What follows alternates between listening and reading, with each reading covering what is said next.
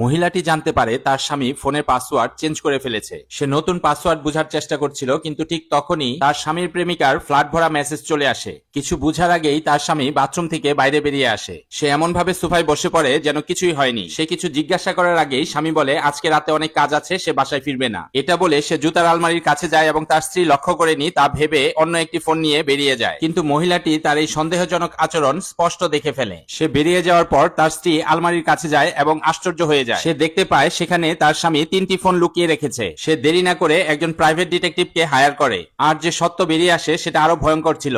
তার স্বামীর প্রেমিকা আর কেউ নয়, তারই দুজন ঘনিষ্ঠ বান্ধবী। সে সিদ্ধান্ত নেয় এবার স্বামীকে একটি উচিত শিক্ষা দিবে। সে একটি প্ল্যান করে। সে তার বান্ধবীদেরকে বলে যার যার বয়ফ্রেন্ডকে ডিনারে ডাকতে। 3 জন একই সময়ে তাকে মেসেজ করে। স্ত্রী যেমনটি আশা করেছিল, সে দুজনের ইনভাইট প্রত্যাখ্যান করে এবং স্ত্রীর ইনভাইট গ্রহণ করে। সে বুঝতেই পারেনি সবকিছু একটি সাজানো প্ল্যান ছিল। যখনই সে রেস্টুরেন্টে পৌঁছলো এবং ভিতরে প্রবেশ করলো, তার পা থেমে গেল, কারণ তার স্ত্রীর সাথে একই টেবিলে তার 2 প্রেমিকা বসেছিল। দর্শক, এই মহিলার প্ল্যানটি আপনাদের কাছে কেমন লেগেছে অবশ্যই কমেন্টে জানাবেন, আর ভালো লাগলে লাইক করে দেবেন।